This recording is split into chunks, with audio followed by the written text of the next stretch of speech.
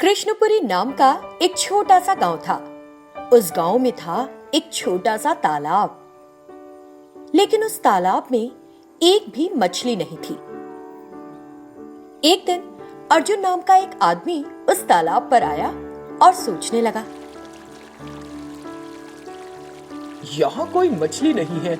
अगर मैं यहाँ मछली पालन करूँ तो उनके बड़े होने पर उन्हें पकड़कर बेच सकता हूँ। ये सोचते हुए वो कुछ छोटी छोटी मछलियां ले आया और उन्हें उस तालाब में बड़ा करने लगा। कुछ दिन बीत गए, वो मछलियां बहुत बड़ी बड़ी हो गईं। उन्हें देखकर अर्जुन ने सोचा, वाह, ये मछलियां तो काफी बड़ी हो गई। अब मैं इन्हें जाल में पकड़कर बेच सकता हूँ। ये सोचते हुए वो अपने घर चला गया और एक बड़ा सा मछली पकड़ने का जाल ले आया।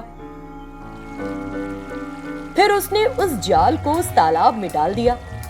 कुछ देर बाद उसने उस जाल को कसकर पकड़ा और बाहर खींचा। उसके जाल में एक व्हेल फंस गई थी, जिसे देखकर वो घबरा गया और वहां से भागने लगा। तभी उस व्हेल ने उसे आवाज लगाई, दोस्त, 1 मिनट रुको तो, मैं कुछ बुरा नहीं करूंगी तुम्हारा। रुको रुको। उसे बोलते देखकर अर्जुन आश्चर्यचकित रह गया और डरा हुआ सा उस व्हेल के पास गया। सब कुछ बड़ा अचंभित करने वाला है। मुझे समझ नहीं आ रहा कि तुम इस तालाब में कैसे आ गई और तुम बोल कैसे पा रही हो। मैं पास के गांव के एक बड़े तालाब में रह रही थी।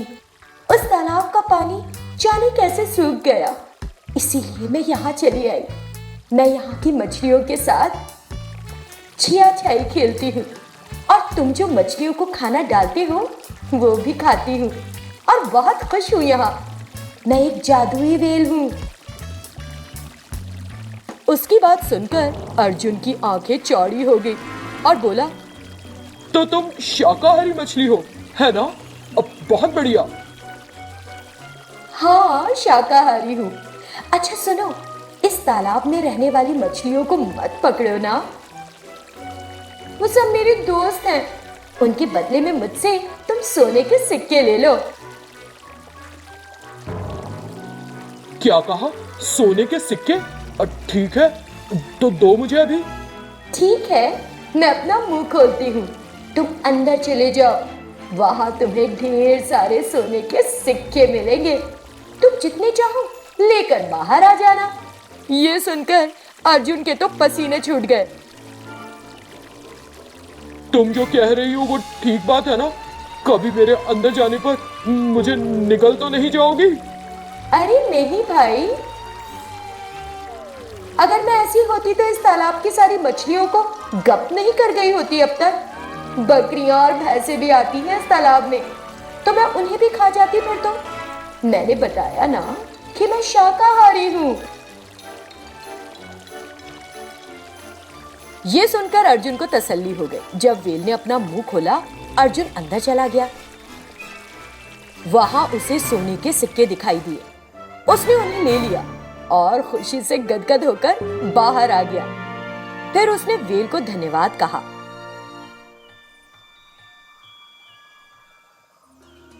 इस तरह कुछ दिन बीत गए। अर्जुन के पास ढेर सारा पैसा आ गया था।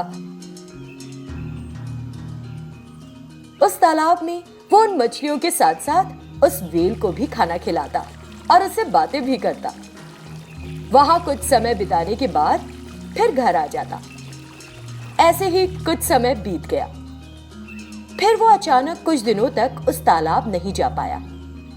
एक दिन सुबह सुबह उसे बड़ा उदास महसूस हो रहा था और वो वहां गया, लेकिन उसे वहां कोई मछली नहीं मिली। ये देखकर वो बड़ा परेशान हो गया। अरे ये क्या? इस तालाब से सारी मछलियां कहाँ गायब हो गई? फिर उसने उस व्हेल को पुकारा। इसी बीच 2 आदमी वहां आकर बोले,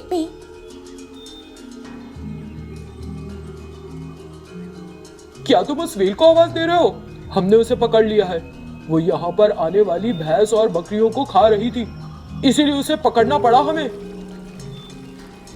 गलत बात, वो बहुत अच्छी व्हेल है, ऊपर से वो तो शाकाहारी है, मांस छूती ही नहीं। कुछ तो गड़बड़ है। पहले उस व्हेल को आजाद करो। हम व्हेल से सीधे पूछेंगे कि क्या हुआ है। वो तो एक जादुई व्हेल है। वो दोनों आदमी बात मान गए और उस व्हेल को तालाब में फिर से छोड़ दिया। फिर अर्जुन ने व्हेल से पूछा, क्या हुआ मछली रानी, इस तालाब में कोई मछली क्यों नहीं है? और ये लोग कह रहे हैं कि यहाँ आने वाले जानवर गायब हो रहे हैं। क्या हो रहा है यहाँ? दोस्त, किसी ने पानी के अंदर घर जैसा कुछ बना लिया है। वो मछलियां और बकरियां चुरा रहा है। ये सुनकर वे सब हैरानी में पड़ गए। क्या ये सच है? कौन है वो आदमी? वो अंदर क्यों रह रहा है?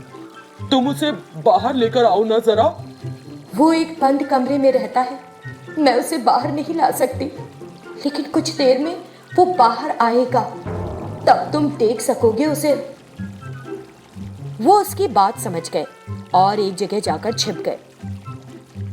कुछ देर बाद एक आदमी उस तालाब से बाहर निकला और सोचने लग गया, आज क्या हो गया? कोई जानवर पानी पीने आ ही नहीं रहा। कितनी देर से इंतजार कर रहा हूं मैं।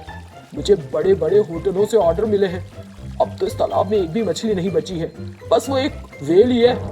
अगर इसी तरह रहा तो मुझे उसे मारने की नौबत आ जाएगी। तभी वो तीनों उसके सामने आ गए और उसे पकड़ लिया। वो आदमी चिल्लाया, अरे अरे, कौन हो भाई? गले क्यों पड़ रहे हो मेरे? दूं क्या बना के? पकड़ा क्यों मुझे? हम समझ गए हैं कि तुम कौन हो। तुम पानी के अंदर क्या कर रहे थे? और जो जानवर यहाँ पानी पीने आते हैं, क्या करते हो उन्हें मारकर? अरे मेरा कचूमर मत बनाओ, बता रहा हूँ। एक दिन जब मैं इस रास्ते से जा रहा था तो मैंने इस आदमी को यहाँ एक व्हेल से बातें करते और सोने के सिक्के लेते देखा। जब ये यहाँ से चला गया और तो मैंने व्हेल से मुझे भी सोने के सिक्के देने के लिए कहा, लेकिन वो बोली वो मुझे खाना देता है, इसीलिए मैं उसकी मदद कर रही हूँ और ये मैंने अपनी मछली सहेलियों को बचाने के लिए किया है। मैंने उस व्हेल से बहुत कहा, लेकिन उसने मुझे सोने के सिक्के नहीं दिए। आखिर में मुझे पानी के अंदर एक दुकान बनाने का उपाय सूझा। मैंने सोचा कि इस व्हेल को मेरी मदद करनी ही पड़ेगी अगर मैं इस तालाब से सारी मछलियाँ गायब कर दूंगा तो। लेकिन इसने तभी मदद नहीं की, इसीलिए मैंने यहाँ आने वाले जानवरों को मारकर उनका मीट बनाना शुरू कर दिया। मैं उनके मीट को बड़े होटलों में बेचता हूँ। तुमने कितनी बड़ी गलती की है। लगता है कि ये करके तुमने खूब सारा पैसा कमाया है। अब निकालते हैं तुम्हारा पैसा। ये कहते हुए उन्होंने उस आदमी की जमकर पिटाई लगा दी। वो आदमी किसी तरह जान बचाकर वहां से भाग गया। फिर उन लोगों ने व्हेल से कहा, हमें माफ कर दो, हमने तुम्हें बेवजह गलत समझ लिया।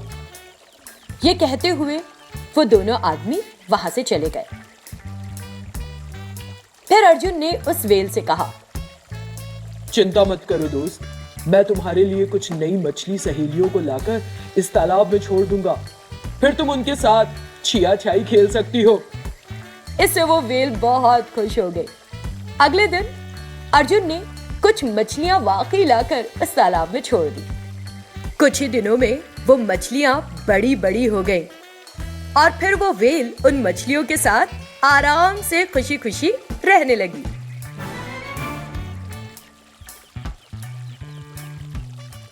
मुल्लापुड़ी नाम का एक गांव है। उस गांव में एक शादीशुदा जोड़े कविता और विहारी की चिकन नूडल्स की दुकान थी। जब उनका धंधा ठीक ठाक चल रहा था, एक गुंडा किस्म का आदमी उनकी दुकान पर आकर तेज आवाज में बोला, अरे दुकान पर जो भी हो ले आओ टेबल पर, जल्दी करो। विहारी एक प्लेट चिकन नूडल्स ले आया और उसके सामने रख दी। जब उन्हें खाकर वो जाने लगा तो कविता चिल्लाई, सुनो, तुम पैसे बिना दिए चले जा रहे हो, पैसे तो देकर जाओ। इससे उस गुंडे ने कविता की तरफ गुस्से से देखा और बोला, जानती भी होगी किससे पैसे मांग रही हो तुम जो भी हो, मैं पैसे इसलिए मांग रही हूँ क्योंकि तुमने यहाँ पर चिकन नूडल्स खाए हैं। ये सुनकर उस गुंडे ने गुस्से में उनके पैसों के डिब्बे से सारे पैसे निकाल लिए और लेकर चलता बना। इसका रौब आसपास के 5 गांव में चलता है, इससे मत भिड़ना, नहीं तो धंधे के साथ साथ जान भी खतरे में पड़ जाएगी। संभल कर रहना तुम लोग। उस आदमी की बात सुनकर दोनों पति पत्नी बिना कुछ कहे चुपचाप खड़े रहे। अब तो उस गुंडे ने रोज ही आना शुरू कर दिया। वो आता, चिकन नूडल्स खाता और बिना पैसे दिए चला जाता। ऊपर से अब वो उनसे पैसे भी ऐंठने लगा था। कुछ दिन बीत गए। एक दिन कविता अपनी दुकान पर देर शाम अकेली बैठी थी। तभी अचानक वो मवाली वहां आया और बोला, ए, जल्दी से कुछ खाने को ला कर दे।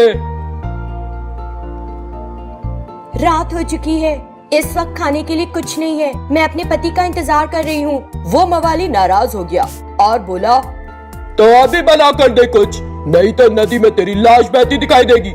इस धमकी से कविता डर गई और रोते हुए अंदर चली गई। उस मवाली ने वहाँ बहुत देर तक इंतजार किया।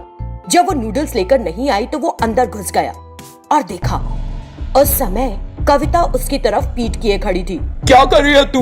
कुछ खाने को क्यों नहीं ला रही अब तक? मैं तुम्हारे लिए चिकन नूडल्स बनाई हूँ।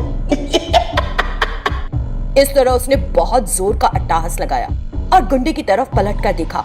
उसे देखकर वो डर गया और चीख पड़ा, चुड़ैल, चुड़ैल, चुड़ैल, चुड़ैल। ये कहते हुए वो दुकान से बाहर भागा, लेकिन वो चुड़ैल उसका पीछा करने लगी। अरे बिना खाए कहाँ जा रहा है तू? मेरी गर्मा गर्म चिकन नूडल्स तेरी खातिर बनाए हैं, आ खा के जा।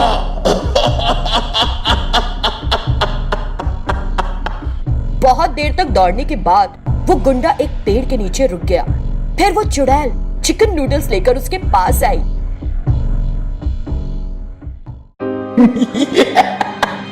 खाना गरम गरम चिकन नूडल्स खा, नहीं तो मैं तेरे शरीर के भी ऐसे ही पतले पतले टुकड़े करके चिकन नूडल्स बना दूंगी।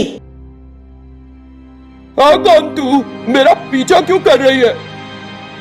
तभी वो चुड़ैल कविता के शरीर से बाहर आ गई और बोली, तू नहीं पहचाना कि मैं कौन हूँ? मैं तेरी बीवी हूँ नासपीटे, जिसे तूने बड़ी बेरहमी से मार डाला था। मैंने सोचा था कि मेरी मौत के बाद तू सुधर जाएगा, लेकिन तूने अपना मवाली पना नहीं छोड़ा। तू अभी भी सबको परेशान कर रहा है। वो कहीं दूर से आकर यहाँ अपनी चिकन नूडल्स की दुकान चला रहे हैं और तू उनकी मेहनत की कमाई को रोज रोज छीन कर ले जाता है। कितने दिन से ये होते देख रही हूँ मैं।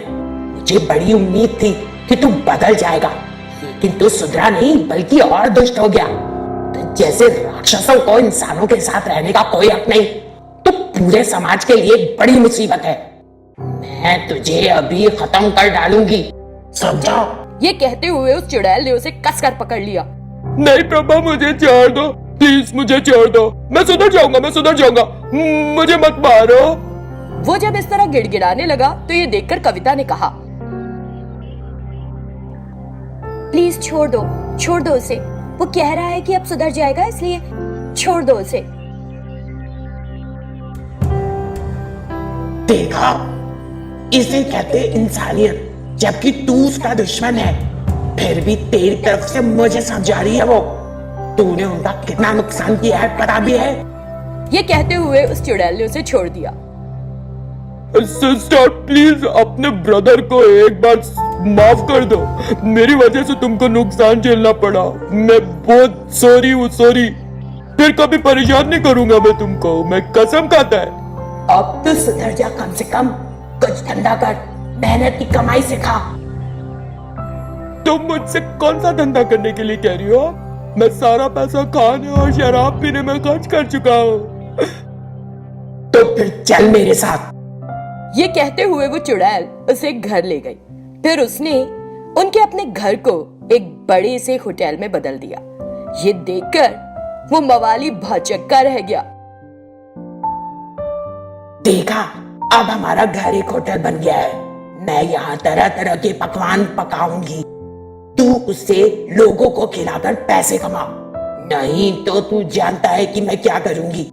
ये सुनकर उसने हामी भरी। अगले दिन सुबह उन्होंने अपना होटल शुरू भी कर दिया।